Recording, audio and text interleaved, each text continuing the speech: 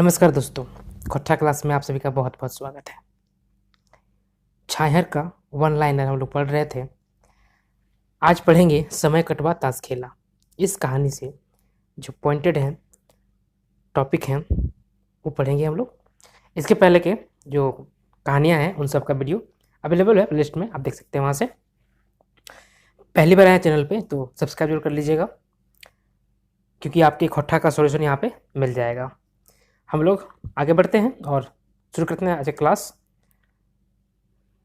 ओरियाई माने क्या होता है? ओरियाई, देखिए ओरियाई का यहाँ दो तीन मतलब होता है। एक होता है, मान लीजिए आपका रूम है, काफ़ी कचरा है, जहाँ तहाँ आपके कपड़े, जूते, बोतल, किताब, कॉपी फेंका हुआ है। ठीक है, जैसे तैसे है, तहस नहस है, अस्त व्यस्त है। ठीक है, इसको सही तरीके से रखना, किताब एक जगह, कपड़े एक जगह, कॉपियाँ सही से रखना भी कहते हैं ओरियाना। सही करना, सीधा करना, और ख़त्म करना भी होता है ओरियाना, समाप्त करना। ठीक है, एक काम हम ख़त्म कर दिए, इस काम को ओरिया दिया। 52 परिक माने, एक वर्ड आया था कहानी में, 52 परी। क्या था ये? 52 पत्ता किसका होता है? ये ताश का। ताश खेल में 52 पत्ती होता है ना, वही चीज़ है 52 परी, उसे कहा गया है। सुसार दिएक माने, सुसार दिएक माने क्या होता है? इसका मतलब होता है कुछ काम कर देना, कुछ काम कर देना। मान लीजिए कुछ काम हो रहा है, आपको थोड़ा हेल्प कर देना उसको। छोट बकरी कर कई गो परिवार रहे। छोट बकरी में कितना परिवार था? जिसका नाम छोटा था लेकिन काम बड़ा बड़ा था, वहां मात्र 10 से 15 परिवार था। गोटे गांव में छोट बकरी की ले तेज रहे, कि पूरे गांव में छोट बकरी सबसे अधिक तेज था। क्यों था? कि वहां पे खेती बाड़ी, कारोबार, पढ़ने लिखने वाला और नौकरी चाकरी सब कुछ अधिक था छोट बकरी में। पहले गांव में ताश क्या खेल रहा था? पहले गांव में ताश कौन खेलता था? बनिया, व्यापारी, घरक बूढ़ा, अध बूढ़ा, ये लोग ताश खेलते थे। अब तो सभी खेल रहे हैं। बकरी माने क्या होता है?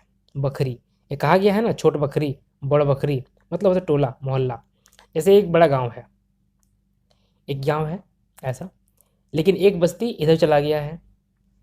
ठीक है, एक बस्ती इधर घूम गया है, ऐसा होता है ना वो जगह में, बड़ा गांव में। तो ये सब टोला हुआ। ठीक है, टोला, पाड़े टोला, मंडल टोला कहते हैं ना, उस तरह का चीज़ है। गाँव में एक दू दशक ले के ताश खेलत रहत। 1-2 दशक से मतलब 10-15 साल से, 10-20 साल से कौन ताश खेलना शुरू कर देता है? पहले तो बूढ़ा लोग खेलता था, बनिया व्यापारी खेलता था। अब कौन खेल रहा है? अब नवाजवान छोकरा भी खेलने लगा, मतलब जो अभी यंग बैच का लड़का है, यंग एज का लड़का है, वो लोग भी खेलने लगा है। कहानी में ताश की लगा। इस कहानी में ताश को किस रूप में दिखाया गया है? इस कहानी में ताश को नशा के रूप में दिखाया गया है, नशा के रूप में।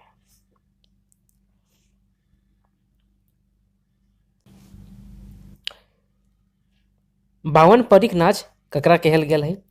52 परी का नाच किसको कहा गया है? तो ताश को कहा गया है। ताश का खेला होता है, उसमें 52 पत्ते होते हैं, 13 तरह का होता है, सबका 4-4 होता है, तो 4 13 चौके 52 गो हो जाता है, और 2 गो जोकर भी रहता है उसमें। बकरी टोला में कई गो मास्टर रहत? बकरी टोला में कितना मास्टर रहता है?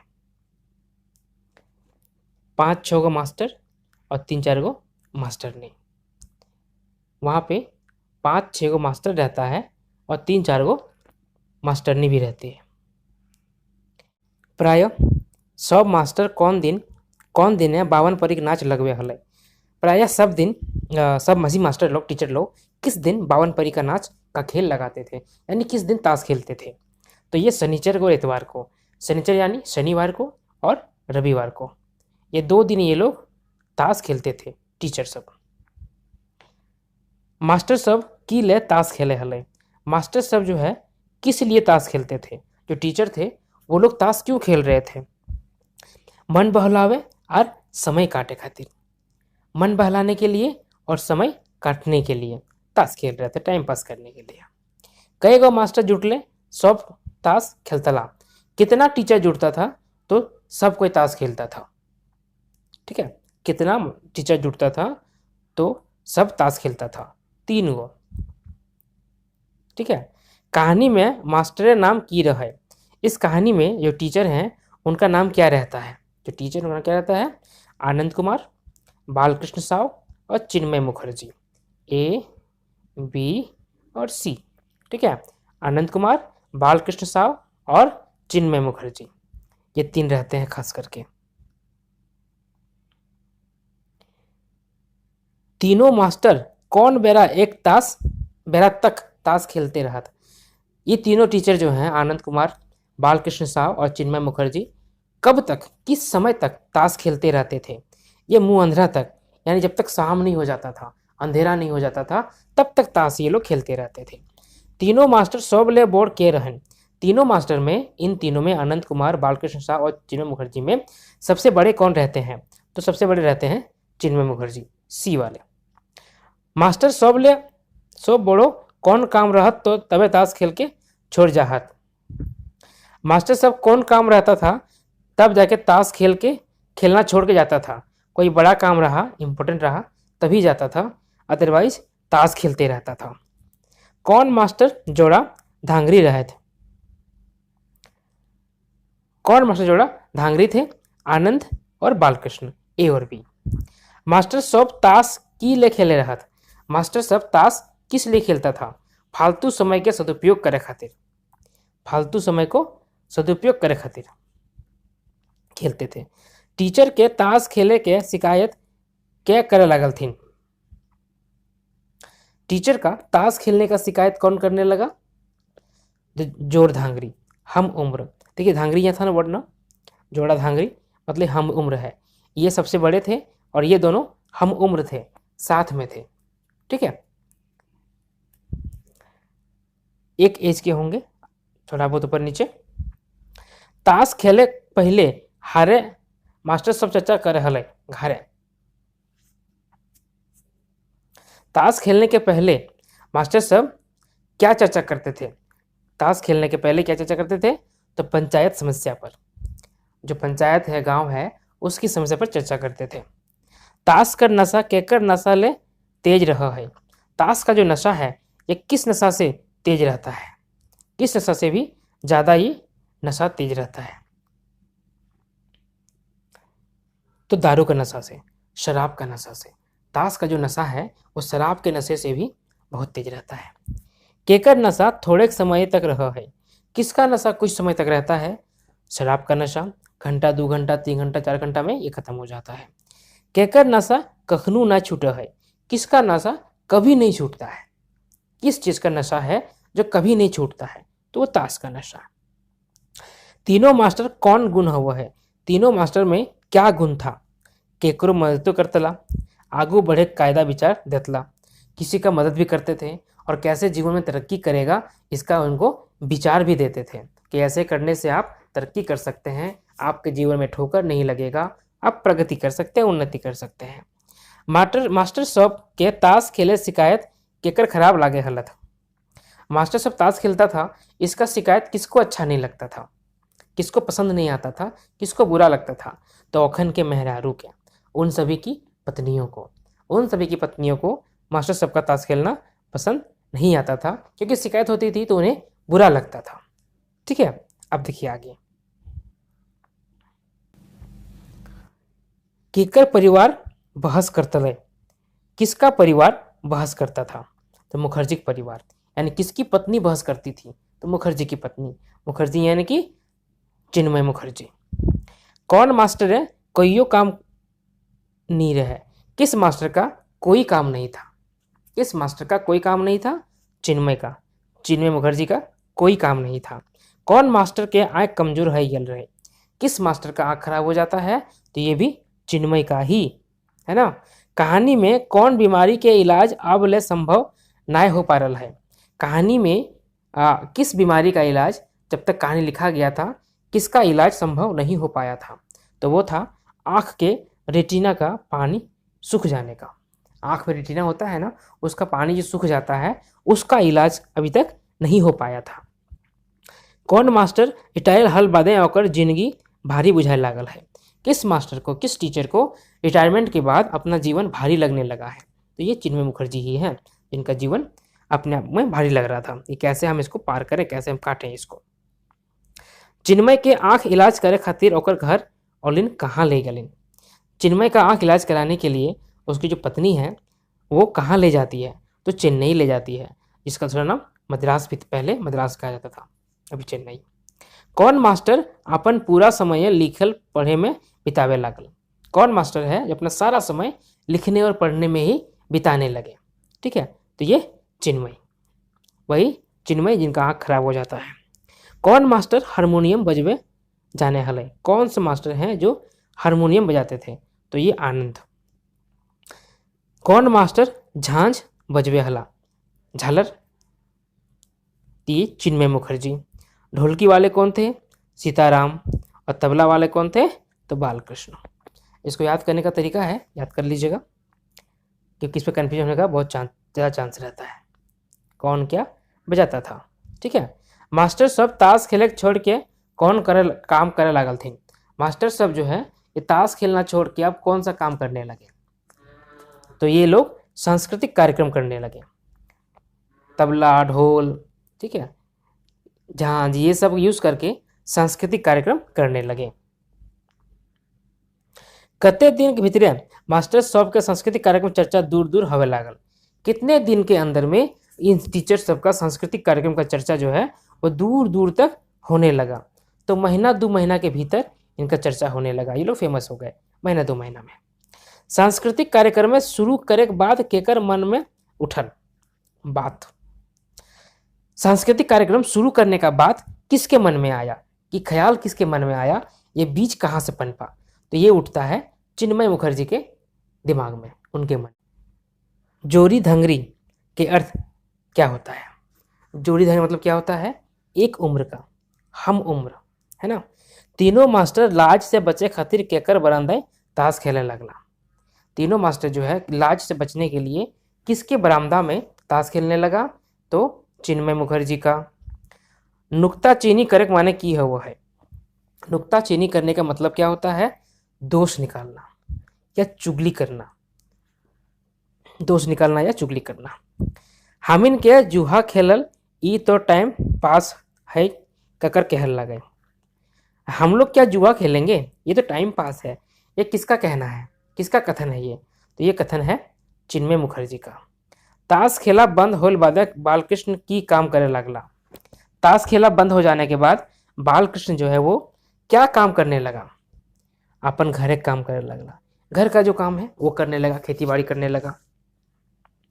हमिन के समय कटवा ताश खेला तो बंद भई गेल है केकर कहल लगे? कि हम लोग का समय कटवा ताश खेला ये तो बंद हो गया है, ये कथन किसका है, कौन कहता है? तो ये कहता है आनंद।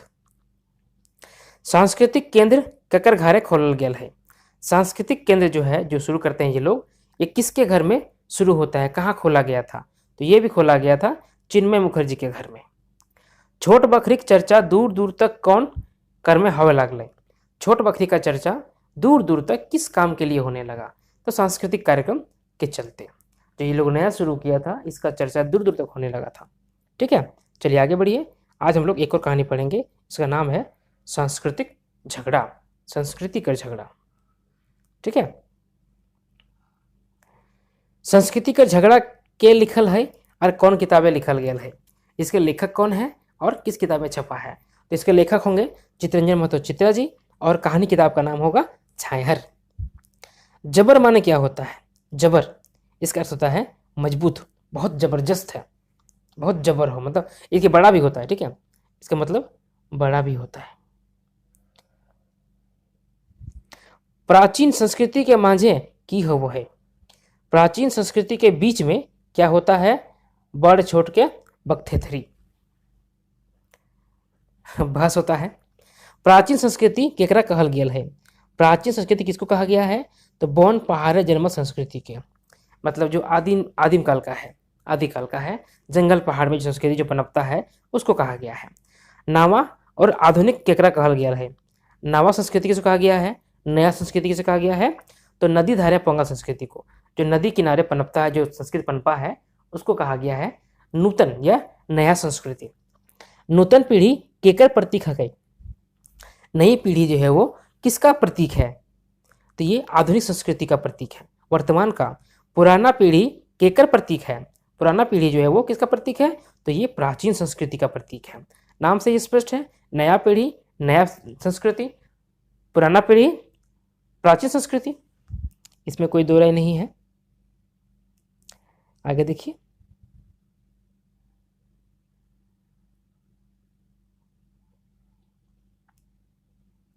प्राचीन संस्कृति सनातन संस्कृति कर रहल है।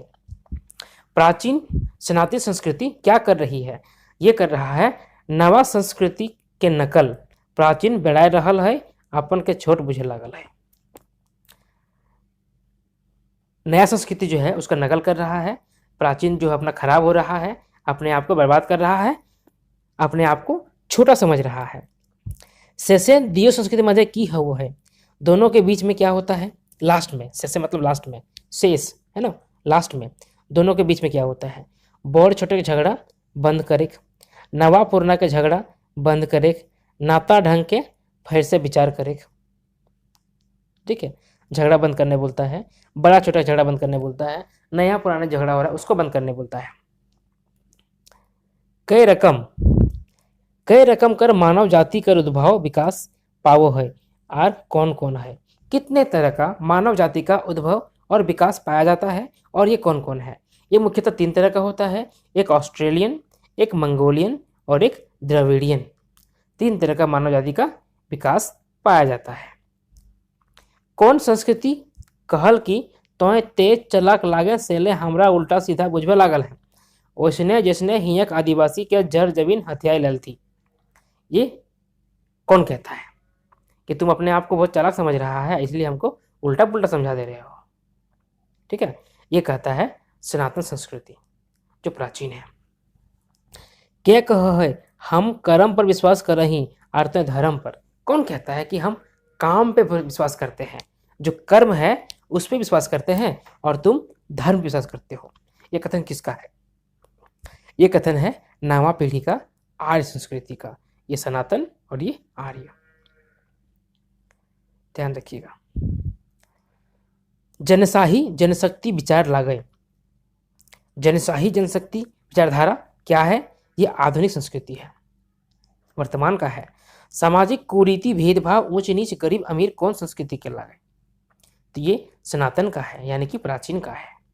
संस्कृति कर झगड़ा कहानी सभ्यता के जड़ भाव ककरा कहल गया है, संस्कृति का झगड़ा कहानी में सभ्यता का जड़ भाव मूल भाव किसे कहा गया है, संस्कार को, संस्कृति को। संस्कृति का झगड़ा कौन रकम कहनी लागे, ये किस तरह का कहानी है, तो एक ये शब्द चित्र है। इसे पढ़ने से दिमाग में एक चित्र बनता है शब्दों का। तो हमरा खाए गए, हमर कोनो चीज के ठीक रह नहीं दिले, सगरे हमर बेहर करल जाए रहल है। ये कथन के कर लागे कि तुम तो खा गया हमको, मेरा कोई चीज ठीक से रहने नहीं दिया, हर जगह मेरा खराब करते जा रहा है। यह कथन किसका है, यह कथन है सनातनी पंथी का, सनातन पंथी का, जो प्राचीन है उसका।